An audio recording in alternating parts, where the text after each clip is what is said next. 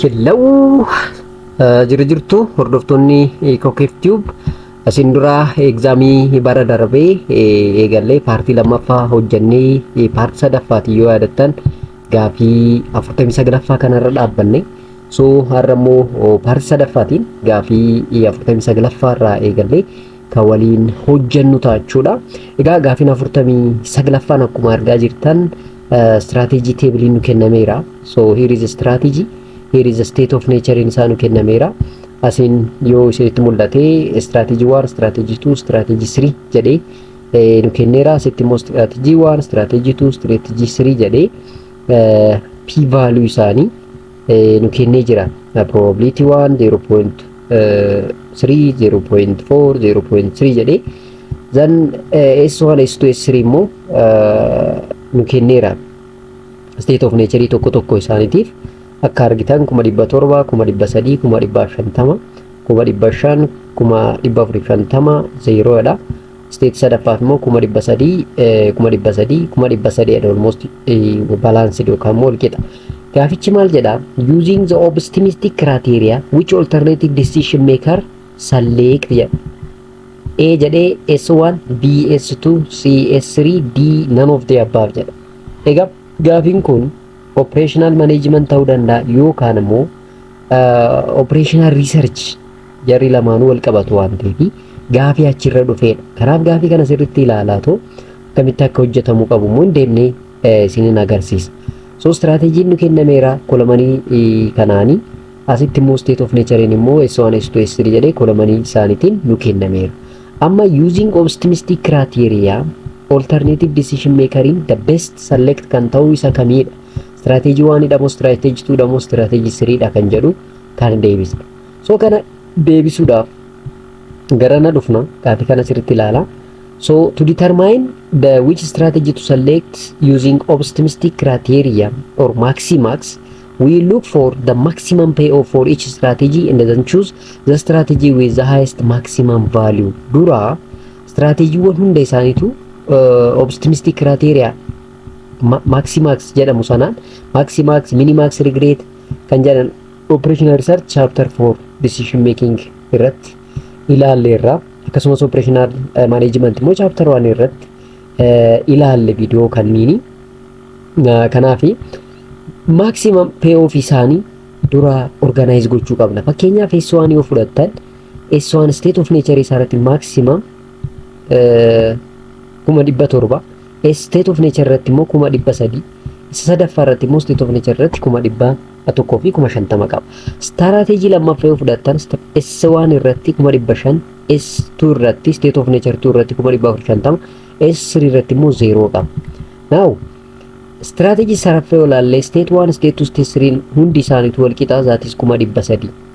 Kanaaf now let's find the maximum payoff for each strategy. Strategy 1 sadeeniifu maximum payoff isaanii barbaadna. Fakkeenyaaf the maximum payoff for state of nature 1 is 700. Isaan lakkoofsota kanneen compare goona isaan keessa guddaa fudhanna jechuudha. Maximum payoff for strategy 2 immoo 500 ta'a jechuudha. Maximum payoff for strategy 3 immoo lakkoofsota kanneen silaa wal qixa waan ta'aniif 300 ta'a jechuudha. Kanaaf amma maximum payoff sadeen isaaniitu akka erga baafne booda amma immoo isaanuma kanarraa compare goona jechuudha. Here finally we have to compare the maximum payoff for this strategy. Kanaaf sadeen kana S1, S2, S3 irratti maximum arganne kanneen gaafa compare goonu maximum inni guddaan immoo 700 ta'a jechuudha. Therefore by using optimistic criteria the decision maker should select strategy 1 as it has the highest payoff around 700,000. Kanaaf bifa kanaani maximum payoff strategy hunda isaanii soo erga baafattan booda kan moo strategy 1 state of nature sadeen irraa kamtu select ta'uu qaba decision makeriidhaaf gaafa jettan isa maximum payoff qabudha waan ta'eef kan 700 kan argamu immoo S1 irratti waan ta'eef isa filannaa jechuudha. Kuma argaa jirtan isheen kuni the maximum payoff for this table. Therefore the answer must be A ta'a jechuudha. The answer must be A ta'a jechuudha. Gara gaafii 50ffatti gaafa dhufnu which of the following is not true about financial management? FM dha jechuudha. Gaafiin kun immoo deal with the management of capital source, B one of the important function of the firm, C deal with the material resource of the firm, D concern with the maximization of economic value. Gaafichi which of the following is not true about FM or financial management waan jedhu fi deal about management of capital kuni sirriidha. One of the important function of kuni beekamaadha. Deal with the material resource of the firm jedha. Material resource of the firm kan qo'atu material management dha malee financial management miti. Kanaafi inni kun sirriidha. Daalaallu concern with maximization of value kuni sirriidha. Therefore kan soba ta'e as keessatti not true jedha. Kan soba ta'e the deals with material resource kan jedhu kuni soba, because while material resource it is all about material management waan ta'eef jechuudha. Gaafin itti aanu in tossing a fair 5-cent coin 3 times what is the probability of achieving at least one hit in a 3 toss jedha. Look, amma santimoota sadii darbine jechuudha. Kun gaafiin kun immoo statistics about probability dha. Video isaa asirratti hojjedheen jira waan ta'eef achirra ilaaluu dandeessu. Amma maal jedha in fair coin tossing 5-cent coin 3 times what is the probability of achieving at least one hit in 3 toss. Amma santima tokko gaafa ol darbinu probabilitiin heddii argachuu tokko irra lammaffaa, probabilitiin teelee argachuus tokko irra lammaffaa. Saantimni suni tokko yoo ta'e jechuudha. Amma nuti saantima sadii darbina waan ta'eef saantima sadii kana gaafa darbinu probabilitiin keenya durumaa'u state of naturein keenya to the power of 3 ta'a. To the power of 3 jechuun immoo 8 ta'a. Amma 8 kanaafi yaa over 8 kan jedhu kana barbaanna jechuudha. Over 8 kan jedhu kana at least asirratti arganneerra, garuu xumurreetii ilaalla kun deebitaamoo hin ta'u kan jedhu. Egaa kana irraallee booda amma probability of at least one head jedhe jechuun immoo sadeenu gaafa darbinu probabilitiin isaanii head ta'uu immoo qabu jechuudha. At least waan jedhee fi at most sadeenu maal ta'uu danda'u head ta'uu danda'u jechuudha. Amma probability of no head barbaanna dura. Probability of no head jechuun hundi isaaniitu immoo tail yoo ta'an maaltu ta'a? Sadeenu tail osoo ta'anii maaltu ta'a? So probability of all are tail kan ta'u maal ta'a? Probabilitiin isaa tokko irra 8 ta'a. Probability of no head yookaan immoo all tail jechuudha. Probability of no head or all tailin tokko irra 8 yoo ta'e probabilitiin at least one head maal ta'a? Probability of at least one head is equal to probability of complement ta'a. Kana jechuun 1 minus probability of no head. Probability of no head jechuun immoo tokko irra 8 jechuudha. Tokko irra 8 goona jechuudha.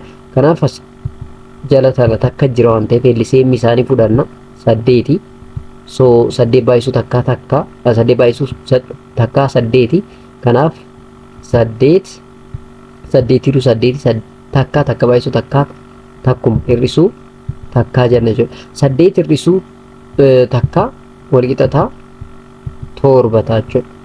7 irra 8 ta'a jechuudha. Kanaaf 7 irra 8 kan jedhu kuni duruma sirriidha jechuudha. Amma reefooni to the power of 3 8 jedhee kan jala 8 qabuun barbaade kun ta'uu ooluun jedhe. Amma definitely isatu ta'a jettee bira darbuu dandeessu. Maaliifi akka tasaa 2 irra 8 dhufe 2 irra 8 osoo dhufe fakkeenyaaf salphatee meeqa ta'a? Takka irra 4 ta'uu danda'a waan ta'eef aga xumurutti hin beeku. Garuu state of naturein isaa 8 akka ta'e immoo tossing 3 coin kan jedhu kanarraa argachuu ni dandeenya jechuudha. Koo deebiin kuni aansirriidha jechuudha. Gaafin itti aanu gaafin 52ffaan the internal analysis involves all of the following except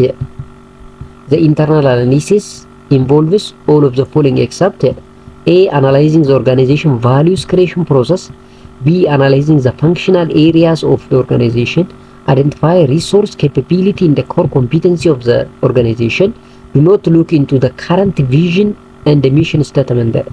Kanaaf amma internal analysis kan uf keessaa hin hammanne yookaan hammachuu kan hin dandeenyedha except waan jedhu. Analyzing the organization value kunis sirriidha. Analyzing the functional area kunis sirriidha. identify resource capability in the core kuni sirriidha. Asitti immoo do not look into the current vision the mission statement dha. Kanaaf deebiin kuni hin ta'u jechuudha. Kun hin ta'u jechuudha. Gaaffiin 53ffaan who are the most responsible for creating a corporate level strategy jedha. Kun strategic management dha. So corporate level strategy kan ta'u yoo ta'e top management irra warroota jirantu baasaa top management jechuu barbaanna jechuudha. So low level of management kun hin ta'u, employee at the shop level kun hin ta'u, middle level hin ta'u, chief executive officer jedha. So chief executive officer jechuun karaa biraatiin top management waan ta'eef at corporate level strategy tokko kan baasuu danda'u, responsible ta'uu kan danda'u middle executive officer dha jechuudha. So the answer is D. Here is also another question. There is A, B, C are there. There is 1, 2, 3 are there. Using the above table, determine the optimal assignment. Now this question is directly from OR. OR chapter 3 assignment problem or transportation problem kan jedhudha. Gaaffiin kun kallattii mana achi dhufe jechuudha. Kanaaf this one is origin, this one is destination. So this one is origin and this one is destination jechuudha. Kanaaf gaaffichi maal jedha? Optimal assignment determine godha.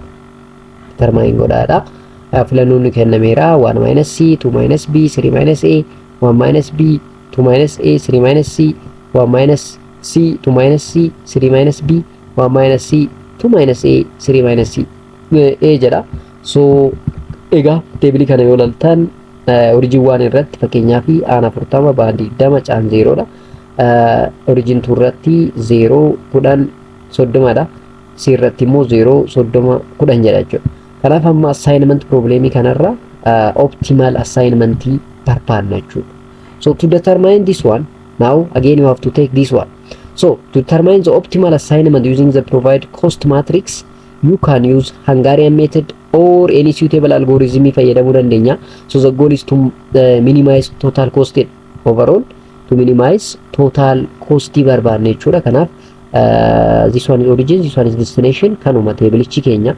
Teebilii kanarraa yes, we have to analyze the minimum cost. Amma minimum cost isaanii gaafa baafnu fakkeenyaaf row 1A yoo fudhattan the minimum cost is 0 sirratti jira no. Row 1 yoo fudhattan asirratti 0. Kanaaf row 1 A is minimum 0 at C. Row 2B yoo fudhattan minimum is 10 at A dha. Kun immoo asii yoo ilaaltan 10 30 jechaa deema. Kanaaf 10 kunis minimum dha, kunis minimum. So asumatti minimum arganne irraa waan ta'eef A is the minimum jechuu dandeenya. Amma caarratti gaafa deemnu garuu the minimum or row 3 irratti gaafa deemnu the minimum cost is on 0 A. Here is 0. So inni kun minimum asittis minimum. Amma kana erga arganne booda optimal assignment barbaanna nuti. So assign based on the minimum cost while ensuring each task is assigned once. Fakkeenyaaf assign C to 1 that is 0 and A to 2 that is 10 jenneerra, and A and only option left is assign B for 3 that is 10. Therefore let's now summarize the assignment. Gaafa goonu 1 minus C ta'a jechuudha inni kuni, 2 minus A ta'a inni kuni, inni kun immoo 3 minus B ta'a jechuudha. 3 minus B. So cost total gaafa calculate goonu 0 ida'u 10 ida'u 10 that is 20 ta'a. So an optimal assignment keenya maal ta'a? 1 minus C, 2 minus A fi 3 minus B. Optioniin kuni immoo caarratti argama jechuudha.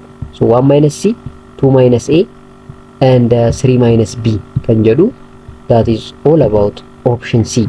Kanaaf option C irratti kan argamu kuni deebiin sirriidha jechuudha. Gaaffiin itti aanu identify incorrect statement about conflicts in organization jedha. Identify incorrect statement about conflict in an organization. A, conflict is an opposition between two or more parties jedha. Kuni sirriidha. B, conflict is always dysfunctional jedha. Kunin ta'u conflict yeroo hunda dysfunctional miti. C, conflict arise from incompatible goal jedha. Eeyyen kunis sirriidha. Conflict involve opposing interest jedha. Kunis sirri. Maaliif conflictiin opposing interest gidduutti ka waan ta'eef. Conflictiin immoo incompatibility of goal irraa sababni isaa inni guddaan incompatibility of goal dha waan ta'eef conflictiin immoo positionii dha sila ta'eef kunis sirriidha deebiin ta'a jechuudha. Gaafiin itti aanu which of the following or which one is the type of informal group dha kun immoo organizational behavior or introduction to management dha jechuudha. Formal group and informal group jira. Kanaaf informal group kan ta'e kami jira command group dha, task group, interest group, ad hoc committee dha. Kanaaf filannoowwan kennaman keessaa interest group kan jedhu kuni it is informal dha. Command group, task group and ad hoc committee mainly associated with formal group dha waan ta'eef. Formal group, command group gaafa hojii tokkoof kan immoo ajaja tokkoof kan dhaabbatedha kun formally dhaabbata. Task groupiin beekamaadha.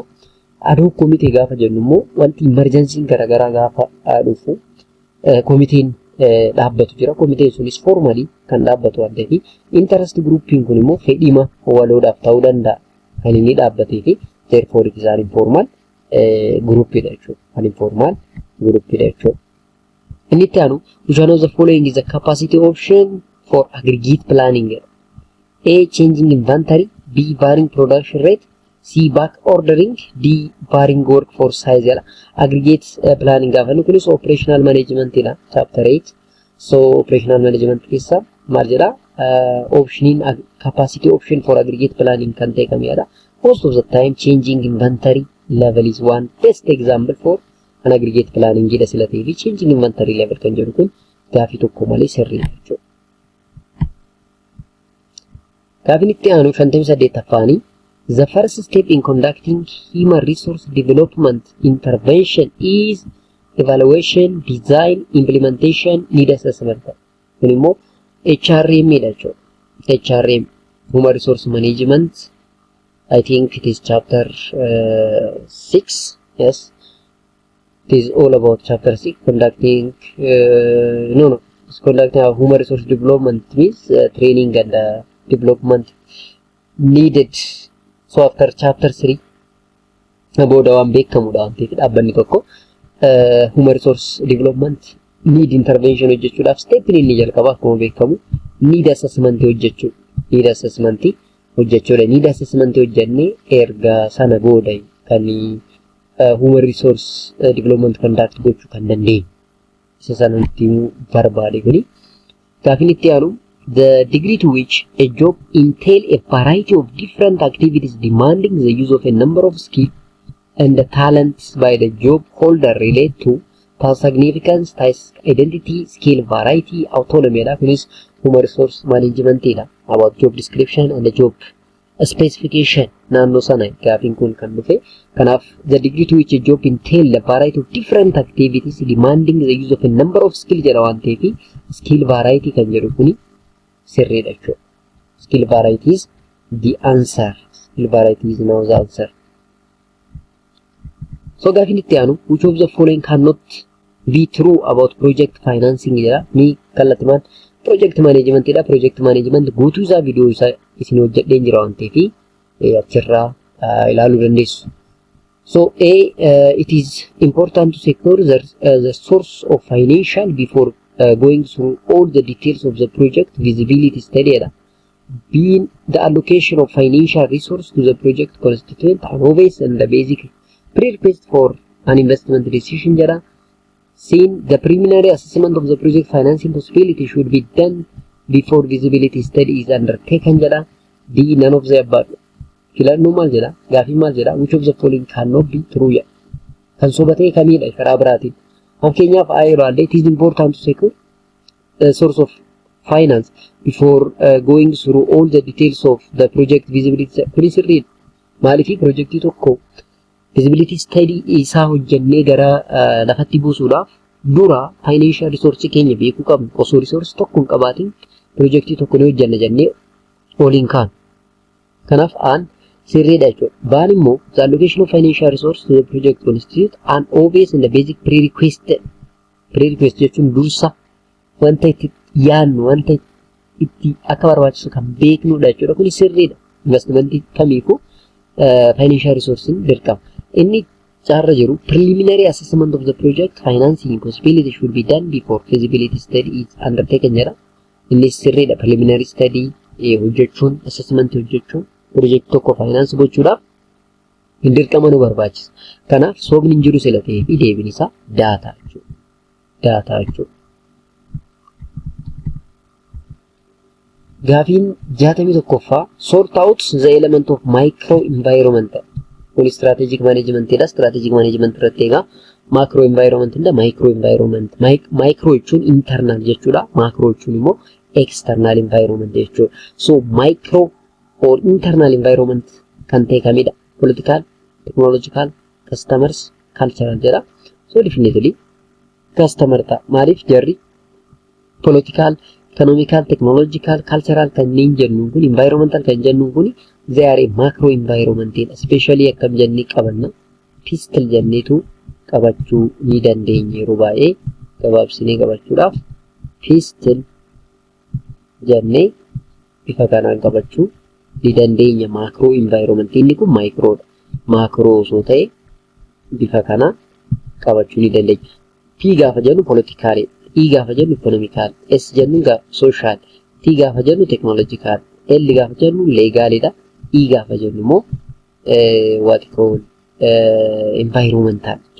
So environmental, economical isaan lamaan keessa kun environmental ta'uu danda'a, kun immoo economical ta'uu danda'a. Kanaaf kunis macro dha. Kunis macro dha. Kunis macro dha. Maaliif social jennee irraa waan ta'eef culturein as jala jira. Customerin garuu it is what?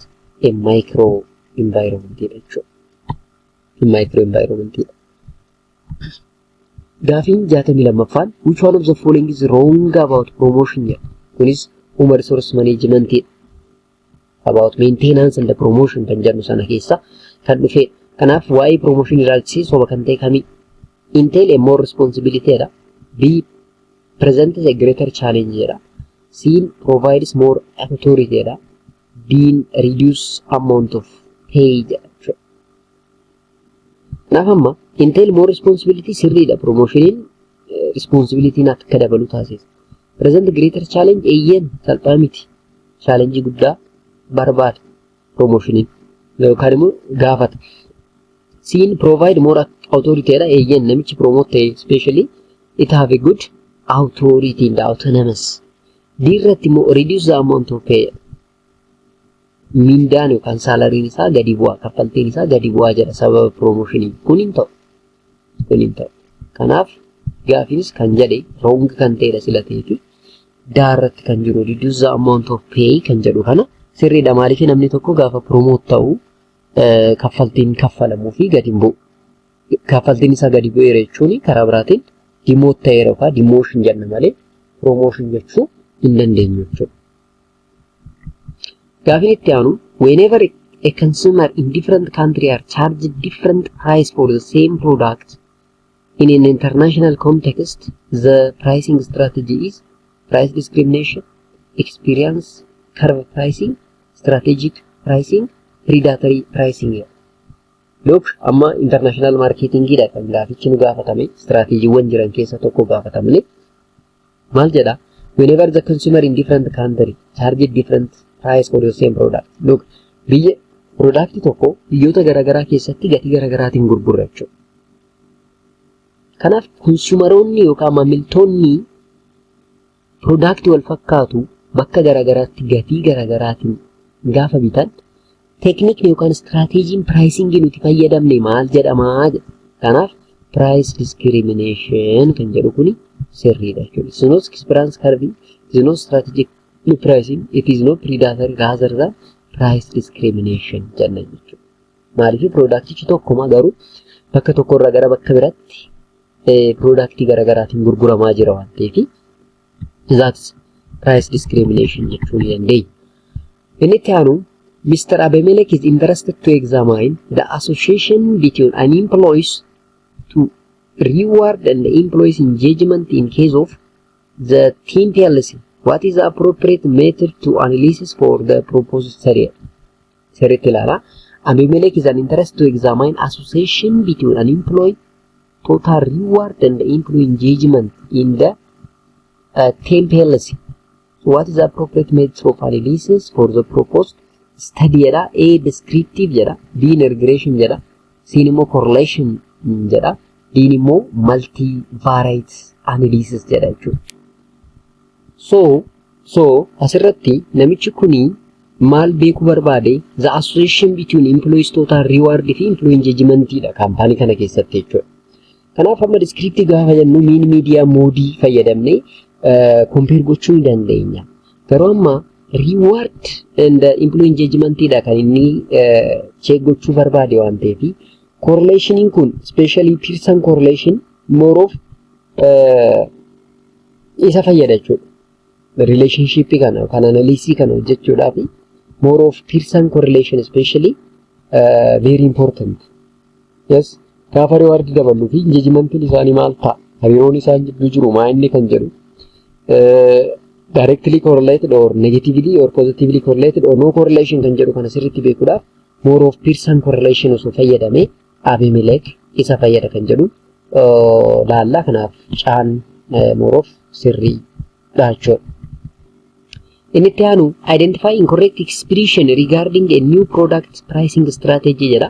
Inni kunis international marketing dha pricing strategy especially ilaalchisee soba kan ta'edha incorrect identify incorrect expression regarding the new product pricing strategy. Arratti in market scheming pricing marketers set high price for the new product to get maximum revenue by the liar from the segment willing to pay high price. Look, market scheming irratti the pricing must be high. Okay, Bharati in market scheming pricing company makes fewer but more profitable jada. Seen in market scheming pricing the marketer sets low price for the new product to attract a large number of buyers and large market share jada. Charratti in market penetration the company set lower price to attract a large number of buyer quickly and win the largest market or to get a large market share. Ahun market penetration gaafa jennu setting a low price kuni sirri kuni amma dhugaa asitti immoo incorrect dha soba kan ta'e kami waan ta'eef daan amman ta'uu jechuudha karaa biraatiin.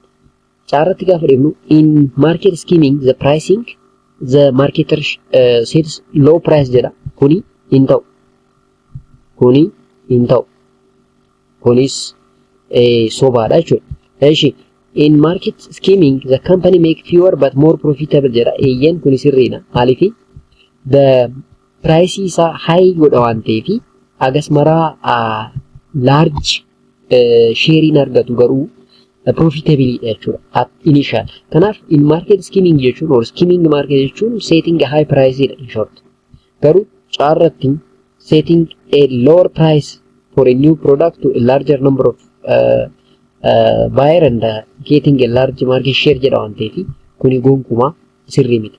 Kana jechuun karee hujanni market penetration dha. Kan yeroo market penetration gatii muraasaatiin yookaan gatii xiqqaadhaan sheerii guddaa argachuudha. During market scheming immoo gatii guddaadhaan sheerii xiqqaa qabanne profitability ta'u. Kanaaf caan soba jechuudha.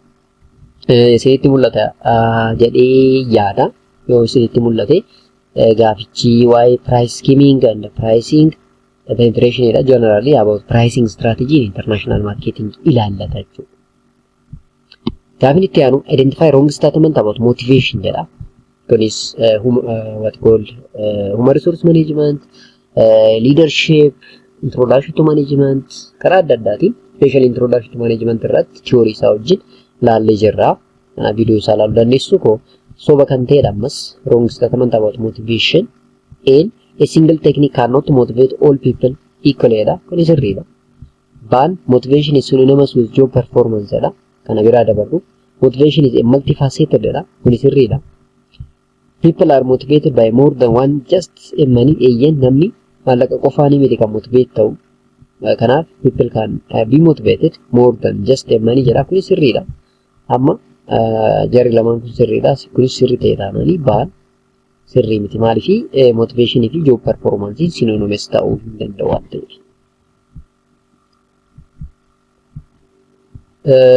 Identify an item that cannot marketing stimuli in the model of buyer behavior jedha kuni principle of marketing jedha.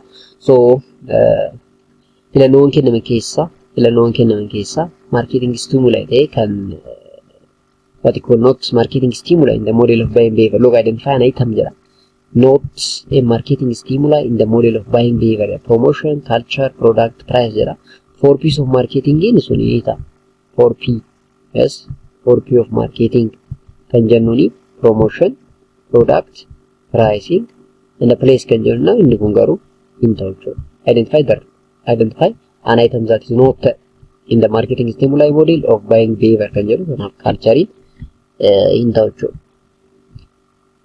Gaafii itti aanu which one of the following is not the component of linear programming model jedha. Gaafiin kun operational research chapter 2 irraa kan inni dhufe. Kanaaf component of linear programming kan hin taane kamidha. Irratti decision variable jedha. Baan immoo objective function jedha. Constraint jedha. Especially positive constraint of non-negative constraint jennee irra kun sirriidha. Objective function jiraachuu qaba, decision variable jiraachuu qaba. Kanaaf deebiin qabu. Maaliif hundi isaaniitu component of linear programming jedha waan ta'eef. Component of linear programming jedha waan ta'eef deebiin qabu kan jedhu kuni sirriidha jechuudha. Gaafiin itti aanu gaafiin 70 which one of the following is not a strategy that provide an opportunity for operation manager to achieve a competitive advantage. Kanaaf kunis strategic management gaafichi maal jedha? Which of the following is not strategy that provide an opportunity for an operation manager to achieve competitive advantage. Response, differentiation, costs, focus jedha. Amma kana sirriitti ilaaluudha jechuudha. Egaa amma filannoowwan kennaman keessaa kan what you call operational manager tokkodhaaf competitive advantage kan hin taane qabee. Amma differentiation kun sirrii. Maaliif differentiation is one mechanism of competitive advantage beekamaadha. Cost gaafa jennu especially cost leadership. Cost leadership immoo strategiiwwan jiran keessaa isa kan biraadha. Focusing kan biraadha. Yes, therefore differentiation, cost leadership, and focus are recognized as the strategies that provide competitive advantage, but response alone cannot provide any inherently advantage for the given company. Kanaaf filannoon kennaman keessaa kan what you call kan opportunity yookaan immoo operation manager tokkodhaaf competitive advantage hin taane strategy what you call response. Amma response gaafa jennu maybe how well the company can respond to the change ta'uu danda'a.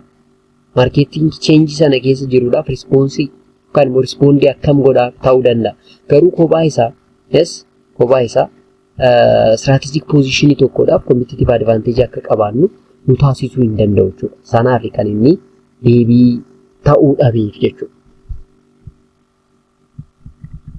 Gaafni itti aanu which of the following product is not suitable for standardized advertising?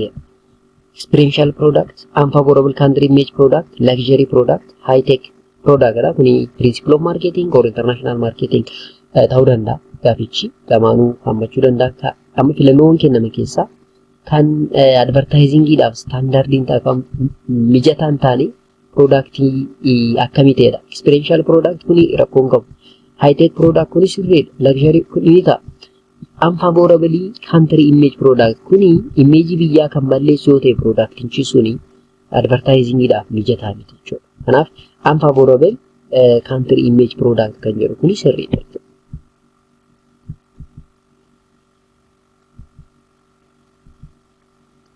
Okay, so now ammas basic variable coefficient CB and basic variable B jedhee asitti immoo ZIJ CIJ minus Z jira 34500 jechaa deema. Asin immoo X1 X2 X3 S1 S2 S3 jedhee deema.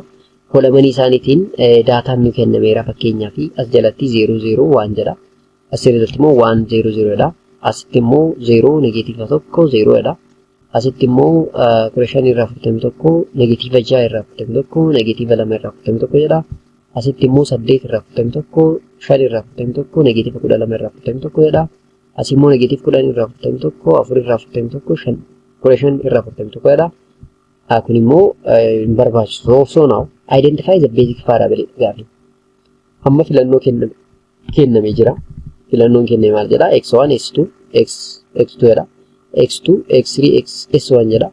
x2, x3, x1 jedha. x1, x2, x3.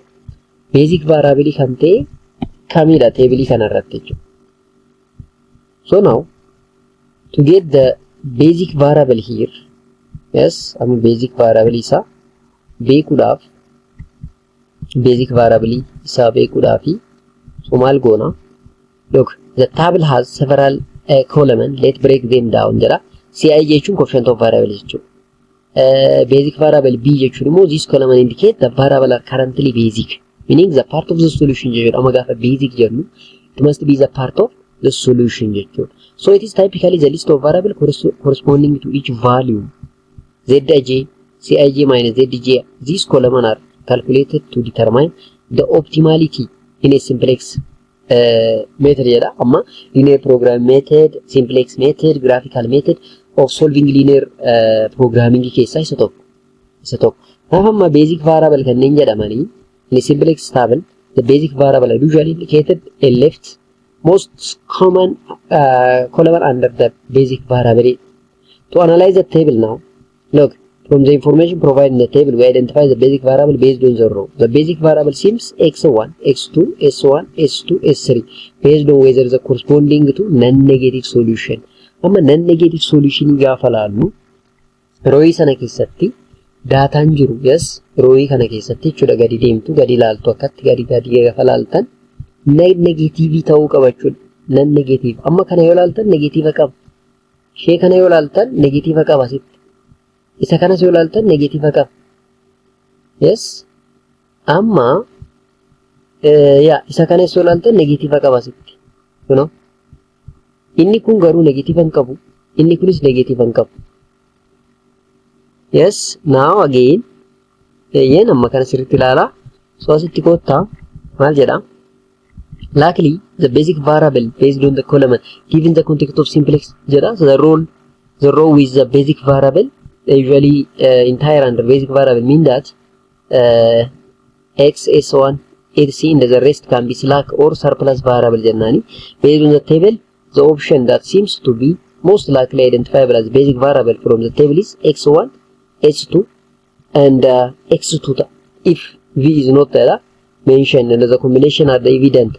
Kana jechuun maaliif barbaachise? Maaliif akkas fiduun barbaachise? So basic variable kanneen jennuuni the data on the tableau having non-negative value dha jechuudha. Kanaaf non-negative amma x1, x2 non-negative dha, x3 negative qaba kana hin ganna. s1 and s2 slack variable dha because of negative qabu waan ta'eef asitti yoo dhuftan garuu kuni negative hin qabu. Kunis negative hin qabu. Kanaafi S2 also it is not slack variable. Amma S gaafa jennu akka slack variable itti fudhachuu dandeenya. Garuu it is not slack variable, rather than it is the basic variable or it is the part of the solution jechuudha. The part of the solution. Kanaaf deebiin keenya maal ta'a? x1, x2 fi s2 kan jedhu ta'a jechuudha. Yes. Kanaaf kun hin ta'u, kunis hin ta'u, kunis hin ta'u. Kuni ni ta'a jechuudha. Now this one is the answer. And ni ta'a jechuudha. So the answer is A, x1, s2 fi x2 kan jedhu kana ta'a jechuudha. So this is the way how we can solve the linear problem by using simplex technique. So gaafin itti aanu, when the company decided to enter a foreign market. Look, when the company decided to enter the foreign market using the products manufactured for the domestic market without any change, the product strategy is called. Look, company tokko domestic marketing irratti jira, amma international marketing jedha gaafatamne. Domestic marketing irraa product gurguraa jiru osoo modification tokko osoo hin taasisin kallattii maan strategy gara international marketing itti yoo galchee strategy inni fayyadame maal jedhama? And straight product extension, B communication adaptation, C product adaptation, D product invention jedha. Kuni gonkumaan ta'u product invention hin ta'u. Product communication kunis hin ta'u. Straight product extension jedha. So product adaptation kan jedhu kuni more sirriidha jechuudha.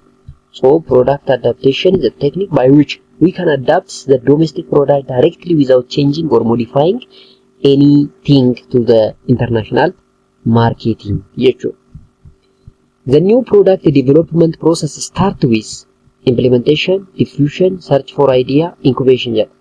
Gaafa new product development eegallu ka'umsi keenya yookaan stepin inni jalqabamaa inneedha. Kanaaf search for idea generate gochuu opportunity barbaaduu erga sana booda kan nuti stepota biraatti fufu. So search for idea is the first step in product development strategy. So hangana yoo laalle yeroo biraa immoo gaafii kanarraa jalqabnee kan deemnu ta'a paartii afuraffaatiin. Ammaaf nugaa ammas Oromoonni channel keenya faaraa taatan channel kana subscribe godhaa, video isaa immoo like godhaa, barattoota biraattis share godhaa. Amma qophiirra jirra. Yeroo gabaabaa kana keessatti akkamitti koorsii hunda cover goone exit examii darbuu dandeenya kan jedhu immoo beekuu barbaadan strategy garaagaraa hawwineettube irratti argattu. Kanaaf hawwineettube search gochuun akkamitti yoo dubbisne qabxii bareedaa fiduu dandeenya exit examii darbuudhaaf maal gochuu qabna kan jedhu icciitiin afaan Oromootiin akkasumas afaan Amaariffaatiin achirra isiniif kaa'ameera waan ta'eef hawwineettube subscribe gochuu akka hin daganne jenna. Chaanalii kanas warroonni subscribe hin goone chaanalicha subscribe gochuun miseensa yoo taatan garmalee ni fayyadamtu jenna. Paartii afuraffaatiin immoo gaafii kanarraa jalqabnee kan itti fufnu ta'a. Agasitti nagaatti.